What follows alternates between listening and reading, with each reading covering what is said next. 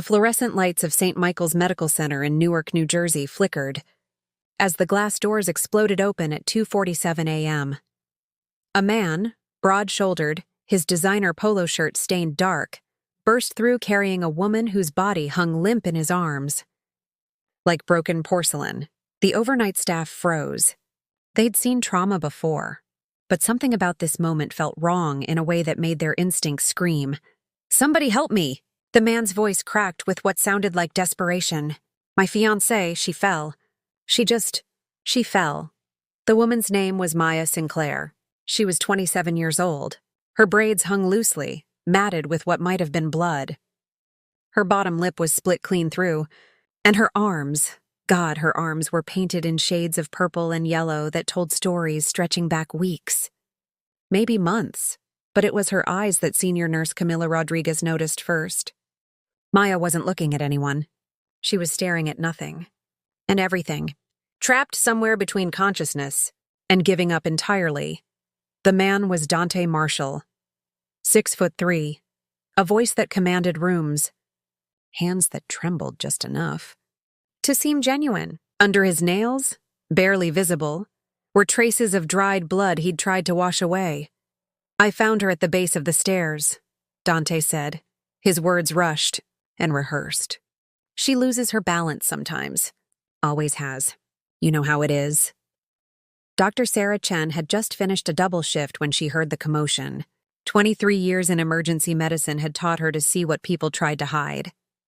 One look at Maya told her everything. "Trauma Bay 3, now." Dr. Chen's voice cut through the chaos. Full body scan, x-rays, labs, everything. Dante moved to follow, but Marcus, the charge nurse, built like a linebacker, stepped smoothly into his path. "Hospital policy, sir. You'll need to wait in the family area while we work. But she's my fiancée." "Exactly why we need space to help her," Marcus said, smiling politely, but standing unmovable. As they wheeled Maya away, she turned her head, just barely, and locked eyes with Marcus. For half a heartbeat. It wasn't a plea. It was a confession without words. "Can you tell me where it hurts most?" Marcus asked softly as they transferred her. Maya's voice came out a whisper. "Everywhere. But that's normal now." Marcus felt something crack inside his chest. Dr. Chen worked methodically. 3 broken ribs, a fractured wrist, circular burn marks, cigarette burns, scattered across her shoulders, scars on her back that formed patterns, belt buckle patterns, and an old jaw fracture that had healed wrong, because no one ever treated it. "This didn't happen today," Dr. Chen said quietly to Marcus. "This has been happening for years." In the waiting room, Dante paced like a caged animal, checking his phone, making calls, playing the role of the worried partner. But his eyes, cold and calculating, never left the doors. When Dr. Chen emerged, her face was a mask. "She'll be staying overnight for observation," she said evenly. "There are complications we need to monitor. I want to see her. Not tonight. She needs rest." Dante's jaw clenched. His fists balled. But he only nodded and sat back down. Dr. Chen gave a subtle nod to Victoria Moore, the hospital's crisis counselor. Victoria entered Maya's room like a quiet breeze. "Maya, you're safe here. Whatever happened, whatever you're afraid of, it can't reach you in this room." Maya stared at the ceiling, but when Victoria said the word shelter, a single tear rolled down her temple. "You don't have to decide anything right now," Victoria continued. "But I need you to know, this isn't your fault. And this isn't all there is." At 4:15 a.m., Dante tried to sneak back in. He wore a black hoodie, moving through the corridor like a shadow. "Visiting hours don't start until 8, Marcus said, stepping into his path. "That's my woman in there. And that's hospital policy." 2 security guards appeared behind Marcus, and behind them stood Assistant District Attorney Jordan Hayes, holding a manila folder. "Dante Marshall," she said firmly, "there's an active emergency protective order against you. You need to come with me, now." Dante's mask cracked. "You people don't know who you're messing with. She's sick. She needs me." The handcuffs clicked shut. His shouts echoed down the hallway. But in her room, Maya opened her eyes. She didn't ask what was happening. She simply exhaled, for the first time, freely. Marcus entered quietly. "He's gone," he said softly. "Really gone. He's not coming back." Maya pressed her lips together as if words were still dangerous. But when she closed her eyes, there was no fear carved into her face. At dawn, Victoria returned with chamomile tea. "Is there anyone you want us to call? Family, a friend?" Maya hesitated. "My cousin, Jasmine. She's in Philadelphia. We haven't talked in 3 years. Would you like me to reach out?" "Yes, but don't tell her everything." "Not yet. Days passed." Maya woke to silence. Real silence. Not the kind before explosions. Just quiet. Marcus brought breakfast. "How'd you sleep?" "I think I actually slept." That's a start. When Victoria returned that afternoon, she said gently, "Whenever you're ready." "I'm here." "The first time he hit me," Maya began, voice trembling, "he said it was an accident. He cried, bought me a bracelet, said he did it because he loved me too much." Victoria stayed silent. Then he started checking my phone, telling me who I could talk to. He made me delete Instagram. I stopped seeing my mom, Jasmine, everyone. Her voice cracked. Once I had nobody, he didn't have to pretend anymore. Tears came. I used to think I deserved it. Victoria took her hand. "What do you think now?" Maya breathed. "If I go back, I won't survive it."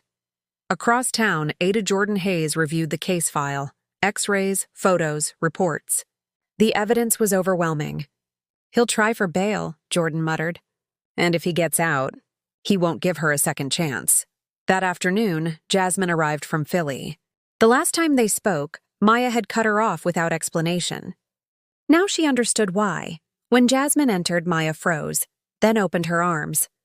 They held each other like the world might disappear.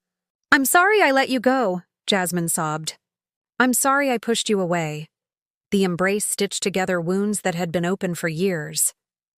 News of Dante's arrest spread through Newark. The headline was cold: local business owner charged with domestic violence.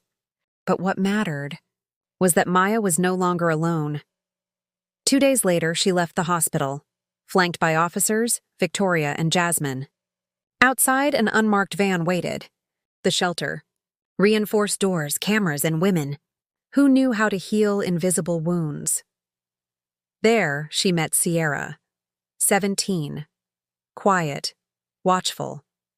One night, Maya found her staring out the window.